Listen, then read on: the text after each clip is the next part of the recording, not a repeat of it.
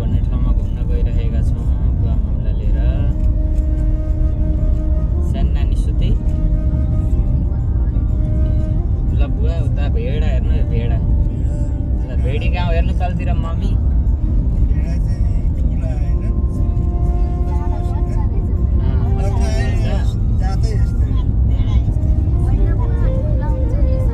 यी साना बच्चा भएर यहाँका 200 केजीसम्मका भेडा हुन्छ।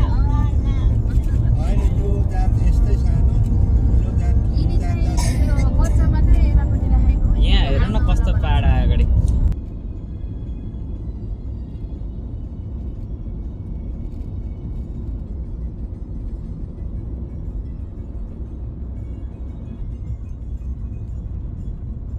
मम्मी राधे राधे, कस्तो हुँदैछ त अनि? नयाँ ठाउँ नयाँ बाटो। मम्मीलाई धन्ने भए नेपालमातिर छोराछोरीहरू बस्दैछ भन्ने भएको छ उता। उस्तानतिर जाँदैछु जस्तो हो। मै नेपालै भए जस्तो छ नि सबैजना खाना त्यस्तो हो। यहाँ सिधै भएर भनेको क्या माथि बसेका छन्।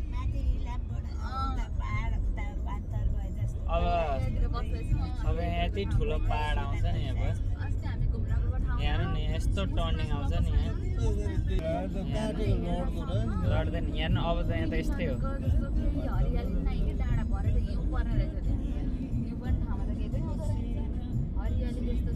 पुरै तपाईँको भित्ता काटेर ठ्याक्क बनाएको छ, झर्दैन।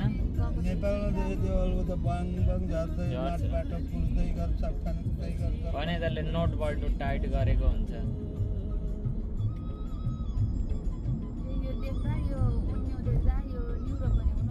यिनीहरूलाई जान दिनु पर्यो।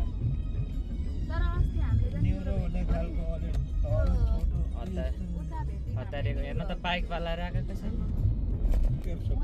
यहाँ झन्। अब यहाँ हेर्नुलाई यसरी बाँधिदिएको छ बुवा, हेर्नु त अलिक जोखिम हुने खालकोलाई यसरी बाँधिदिएको छ क्या। ए ठुलो पहिरोलाई पुरै बाँधिदिएको छ क्या। त्यो पुरै जालीले ठुलो खालको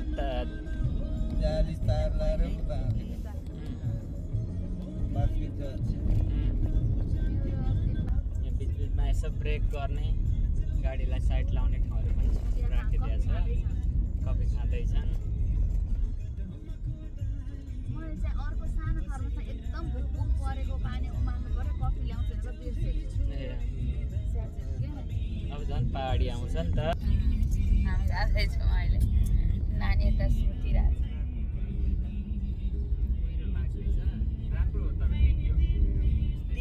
गर्मी पनि छैन, शीतल जाडो पनि छैन। राम्रो छ अहिले हरियाली। अब अहिले त यो सुक्खा समय हो, चैत वैशाख जस्तो हो यहाँको। अब यो अहिले तपाईँको भनौँ न पछि अब यो बसिसकेर पछि चिसो बसे पछाडि 2-2.5 महिना पछाडिबाट चिसो पलाएपछि यो झार सबै पलाउनु थाल्छ। अन्त यो सबै हराभरा।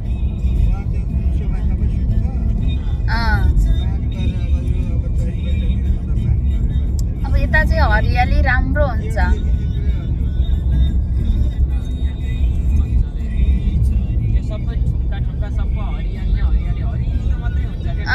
पुरै प्लास्टिक जस्तै थाहा पाउनु भयो नि बुवा।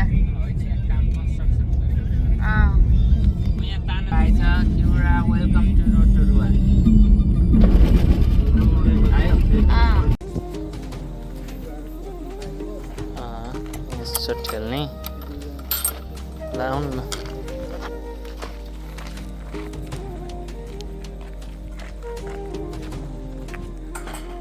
भेडा अब आएर हान्थ्यो नि, त्यता नजानु। भेडाको पानी खाने गर्ने छ, घुम्ने चाहिँ यता होला। उतालाई हेर्नु त वनस्पति कति खालका बोटबिरुवाहरू छन्।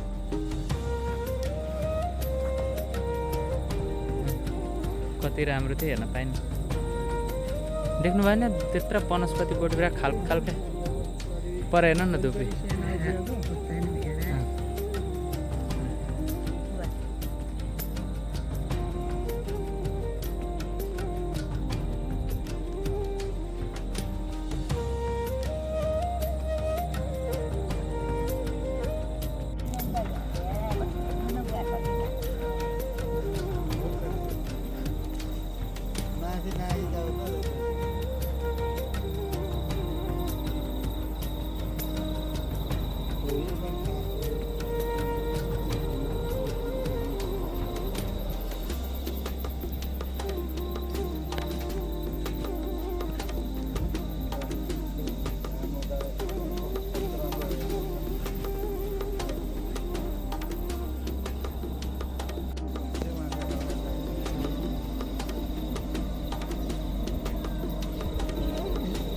ये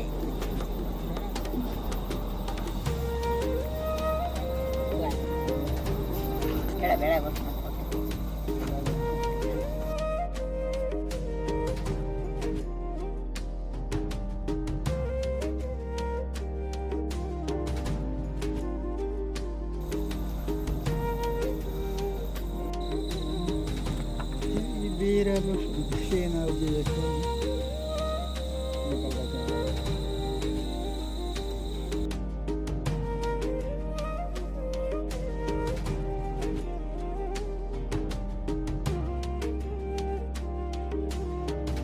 अन्त हेर्दै हुन्छ